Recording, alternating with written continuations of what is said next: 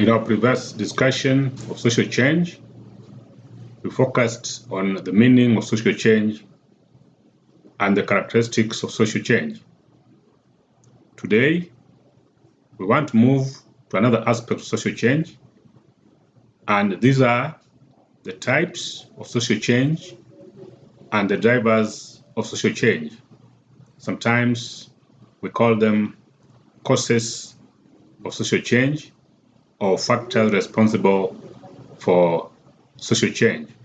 So this is a continuation of the discussion on social change that we started in our previous discussion.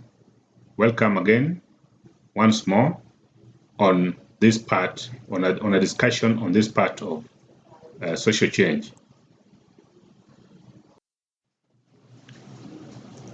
Social change can be of many types. One of them is what we call evolutionary social change.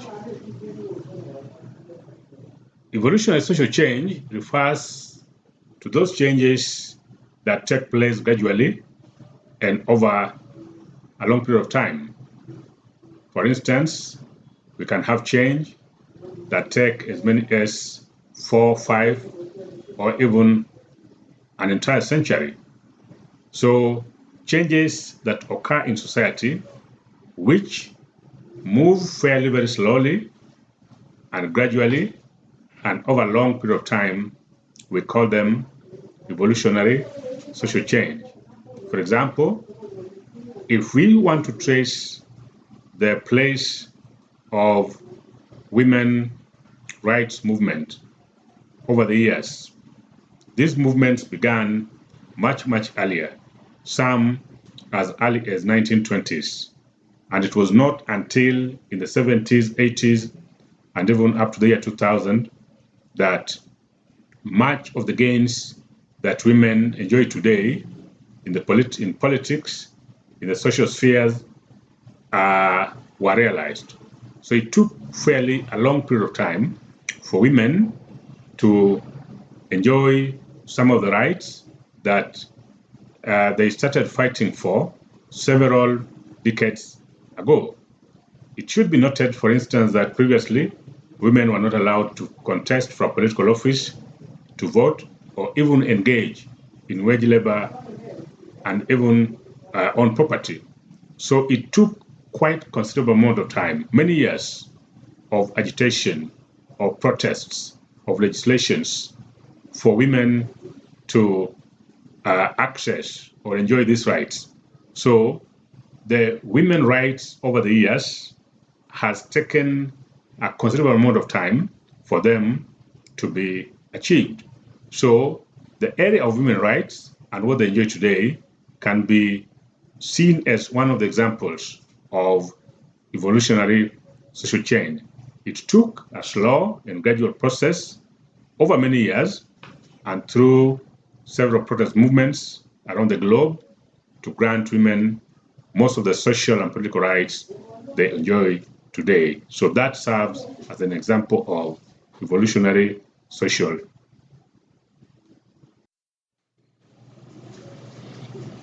The other type of social change is called revolutionary change.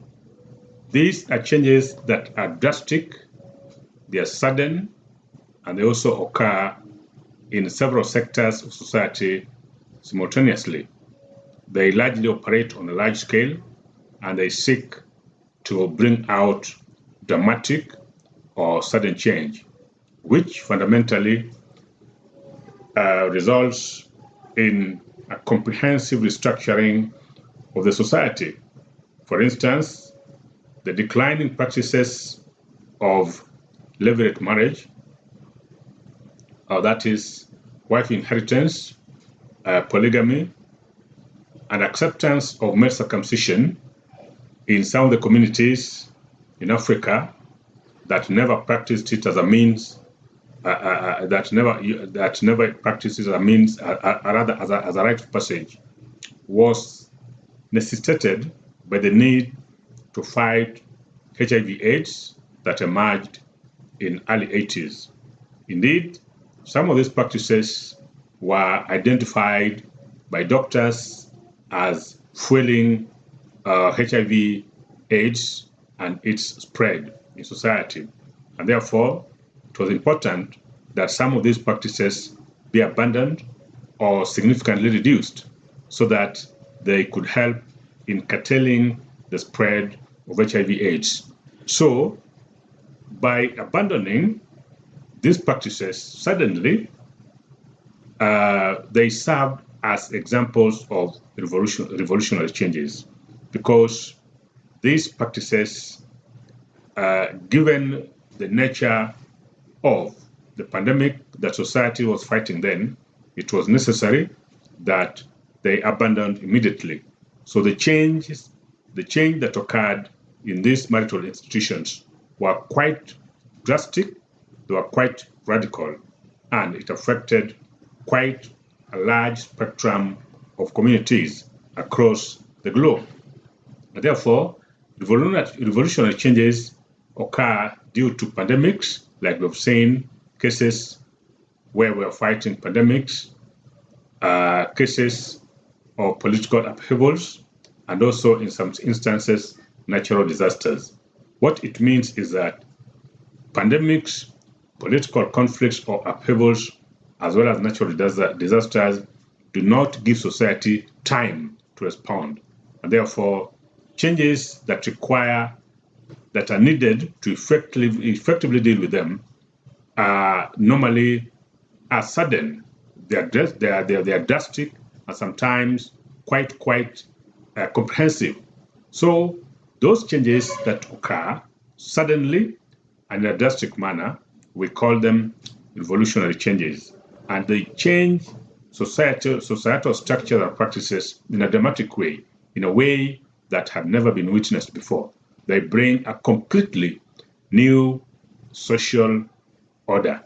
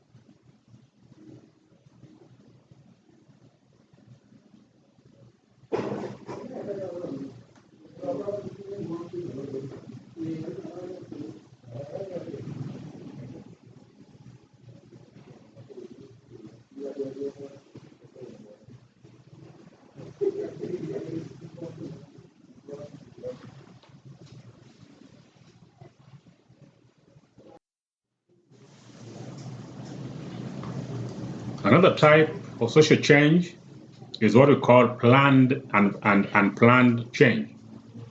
Planned change is change that results from interventions of a change agent that seeks to make certain changes in society so as to transform certain structures or activities in the community.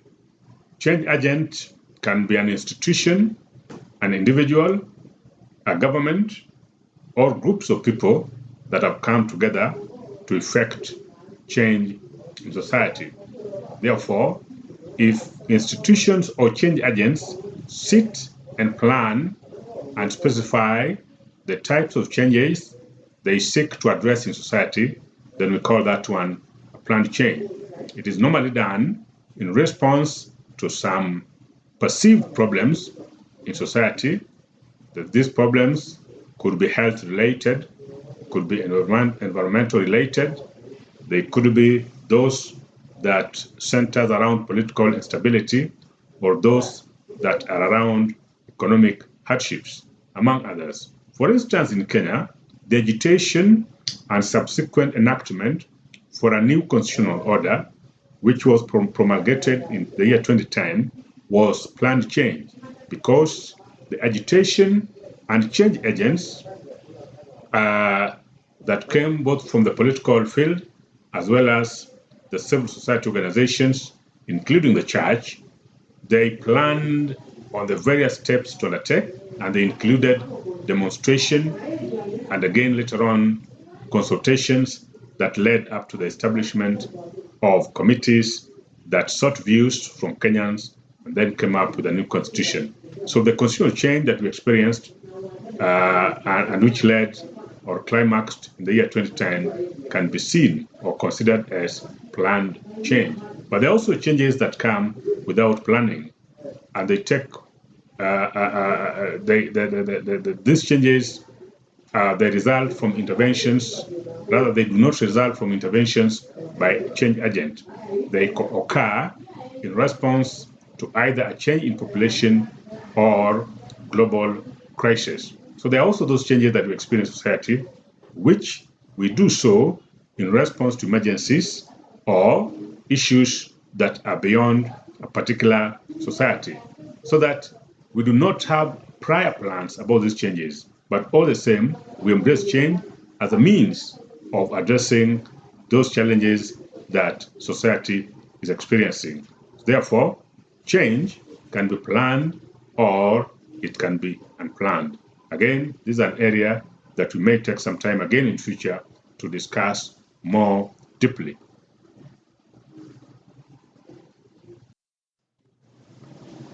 The other type of change is called alternative social change. An alternative social change is one that seeks to address limited changes in society. In other words, they are not comprehensive changes. Alternative social change, therefore, target a small group of people and a specific behavior which it attempts to change so as to make individuals become better. Therefore, these are changes that focus on largely self-empowerment and individual beliefs and behavior towards a given phenomenon, such as campaign against drug abuse among the youth, can be seen as alternative change. Or for instance, if we seek to address maybe a particular behavior, say within a university setting, such as cheating exams, we want to address, say, the case of cheating exams. Remember, we are focusing on students, which is just a subsector of the youth population. And again, we are focusing to change a given issue within it, in this case, exam cheating. So when a small proportion of the population is targeted for purposes of addressing a particular behavior, and the aim is to make that particular population abandon a behavior that is considered inappropriate or embrace a behavior that is considered suitable, that kind of change, we call it alternative change. So alternative change is one that targets a small proportion of society, and again, a very small issue that is being addressed within that particular society.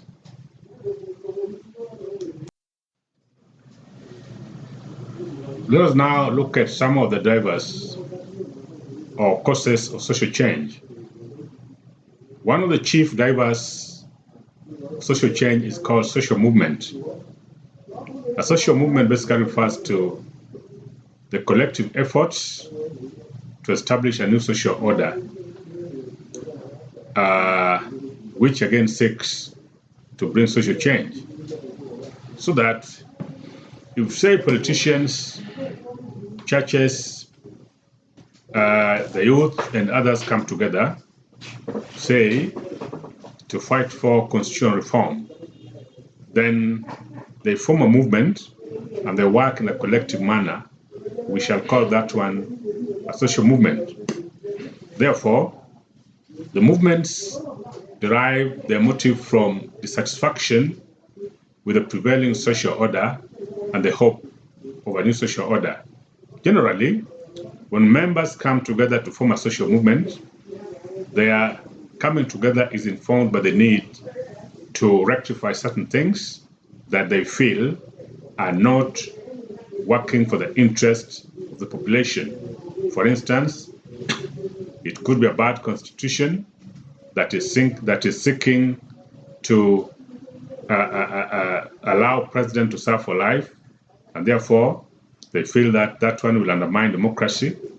Or it could be an issue that is making it difficult for citizens to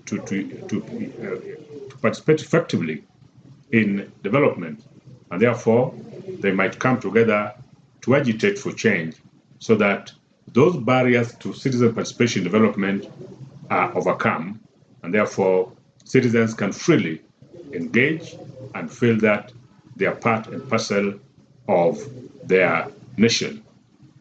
Historically, we have had great revolutions, such as the French, the Russian, and the Chinese revolutions. These revolutions brought new dispensations that drastically and radically changed the way politics and leadership behaved in these particular societies. So these were brought about by these movements that we call social movement.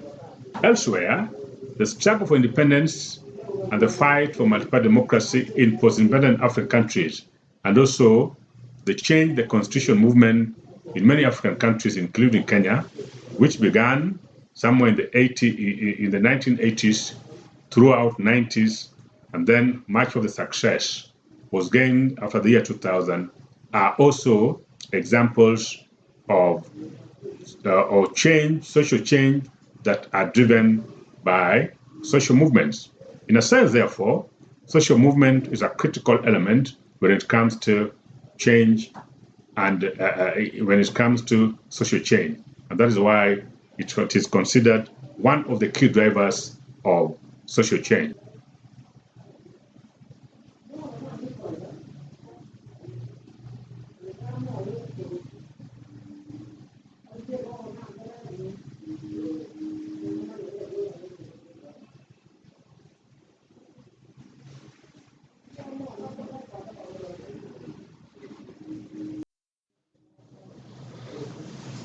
The media is yet another important driver of social change, and indeed, many social changes have been influenced by the media. This is both mainstream, such as TV, magazines, rather print or electronic media, and also the social media, the WhatsApp, the Facebook, the Twitters, and others. Media generally highlights the problems and the sufferings of people, some of which calls for a change in the social order.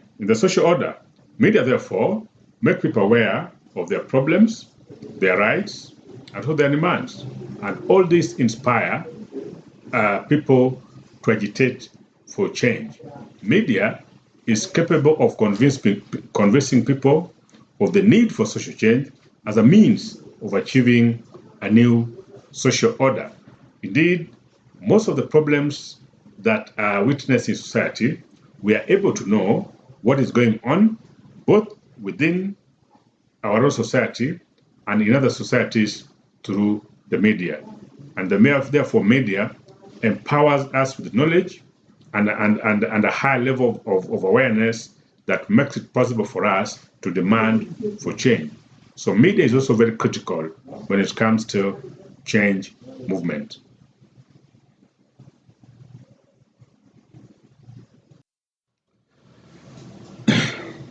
Another important driver of social change is education.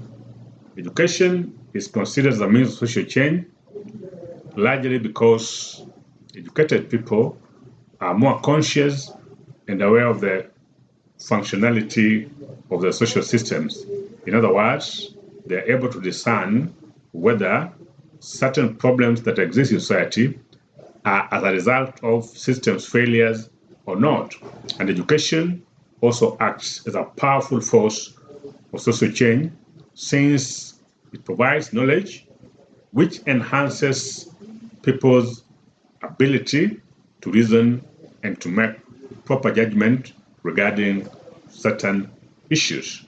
The rise, the proportion of educated people in society, therefore, has the potential of having a citizenry that is more conscious and enlightened about their social environment. Indeed, most of the issues that society has been able to overcome has been through education, because through education, people become aware of their surrounding, they make proper judgment, they become sober, and therefore they are able to judge issues or to assess issues from a point of knowledge. And the process, they become themselves the drivers or agents of social change.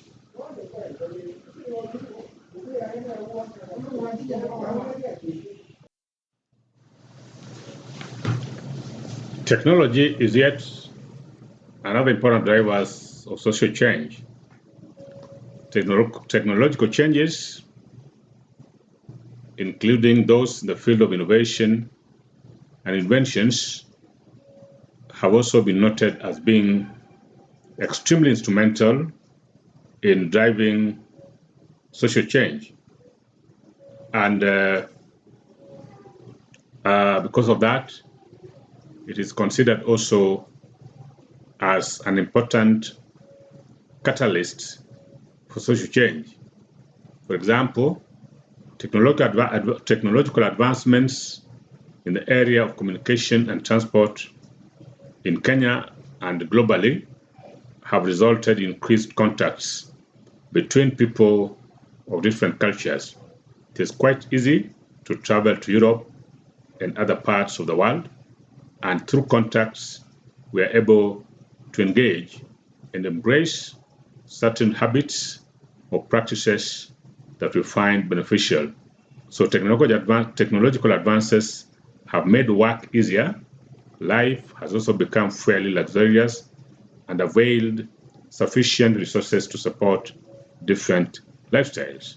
Again, life has also become relatively easy in some areas with the use of modern gadgets, such as computers, telephone, such as mobile phones, and others. And all these afford people time to engage in many activities simultaneously. For instance, it is possible to make payments through your phone while seated somewhere in your house without necessarily have to physically walk to the bank or physically walk to the market. All these are changes that have been there, and they have been quite instrumental in revolutionizing business activities that we have today. So technology is quite important as an important element when it comes to change management.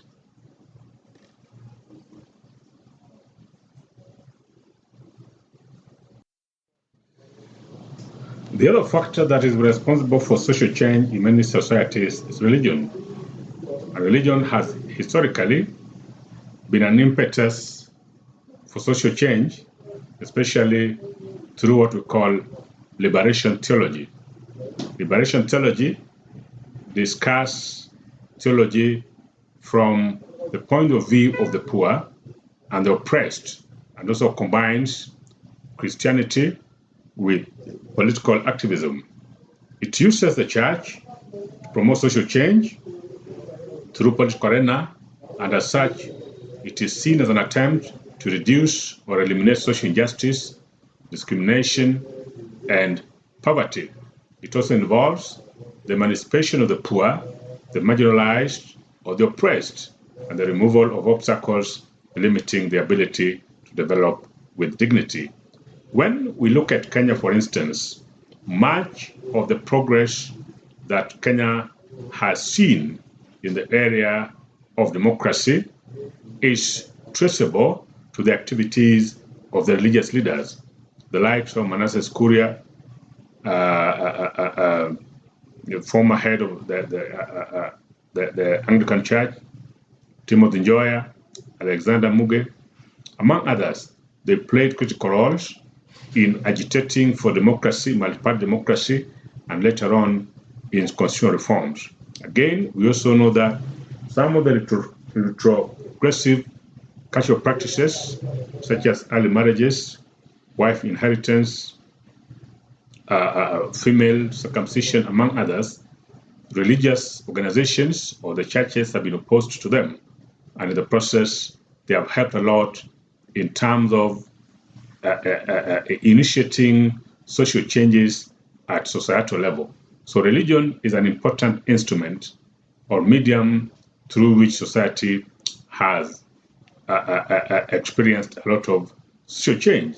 If we look at investments that some of the churches have put in the field of education, in the field of health, and also in the field of human rights and peace building, indeed, they are quite enormous, and there are significant changes or modifications in life that they have left behind. So religion is an important aspect of, rather an important driver of social change. We come to the end of that discussion.